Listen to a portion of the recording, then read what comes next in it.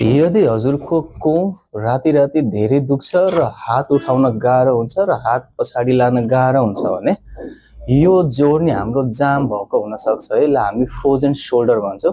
र अब यो जाम भएको जोड्नीलाई हामी कसरी खुलाउने त्यसको एक्सरसाइजहरू हेर्नुहोस् है त।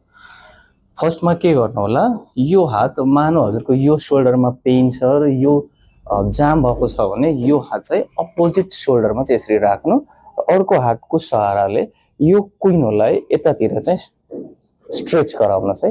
जहाँसम्म हजुरलाई पेन कम फिल हुन्छ त्यहाँसम्म लानुहोस्, धेरै दुखाएर पनि स्ट्रेच नगर्नु होला र 10 सेकेन्डसम्म यहाँ होल्ड गर्नुहोस्।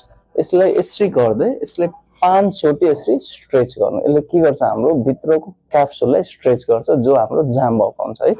यो फर्स्ट एक्सर्साइज। दोस्रो के गर्नुहोस्, यो हातलाई यहीँ राख्नुहोस् र अर्को हातको सहाराले यो कुइनोलाई माथि यसरी गरेर स्ट्रेच गराउनुहोस् है।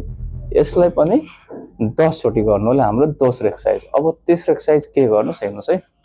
को भित्ताको सहाराले हामी आफ्नो औँलालाई यसरी फिङ्गर वाक गराउने, जतिको सक्नुहुन्छ त्यति चाहिँ माथि लाने अनि फेरि बिस्तारै बिस्तारै बिस्तारै बिस्तारै तल गर्ने। यो पनि हजुर 10 चोटि गर्नु होला। यो हाम्रो तेस्रो एक्सर्साइज। अब चौथो एक्सर्साइज के गर्नुहोस्, सुत्ती कपडा लिनु अनि यसरी उभ्नु अनि उभिएर वालनिर हात यसरी राख्नुहोस् अनि यसलाई यसरी स्लाइडिङ गराउनुहोस्। कति माथिसम्म सक्नुहुन्छ त्यति माथिसम्म लानुहोस्, फेरि तल छोड्नुहोस्। यो हाम्रो चौथो एक्सर्साइज। यो पनि गर्नुहोस्। त्यस पछाडि के गर्नु, दुईटै हात चाहिँ यहाँ यसरी राख्नुहोस् र दुईटै हातलाई यसरी राउन्ड राउन्ड राउन्ड राउन्ड यसरी गरेर घुमाउनुहोस्। जतिको सक्नुहुन्छ त्यति राउन्ड बनाएर यहाँसम्म लानुहोस् है। त्यस पछाडि के गर्नुहोस्, फेरि एउटा सुत्तीको कपडा लिनुहोस् अनि सुत्तीको कपडाले यो वालमा हातलाई यसरी स्लाइड गराउनुहोस् दुईटैतिरबाट। जहाँसम्म हजुरको सकिन्छ त्यहाँसम्म लिएर जानुहोस्, यसरी स्लाइड गराउनुहोस् है। त्यस पछाडि के गर्नुहोस्, एउटा डम्बेल या पानीको बोतल लिनुहोस्, हजुरसँग घरमा जे एभाइलेबल छ।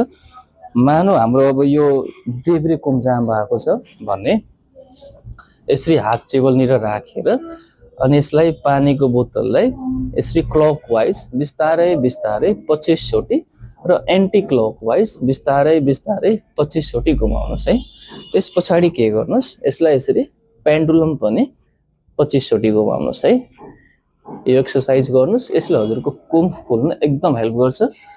त्यस पछाडि के गर्नुहोस्, घरमा हामी लट्ठी या लोडो लिएर एक्सर्साइज गर्न सक्छौँ। लोडो हुन्छ, लोडोलाई के गर्नुहोस्, यसरी माथि यतिसम्म उठाउनुहोस् र यसलाई यसरी ट्विस्ट गर्नुहोस्, दुई साइडतिर ट्विस्ट गर्नुहोस् यसरी। यो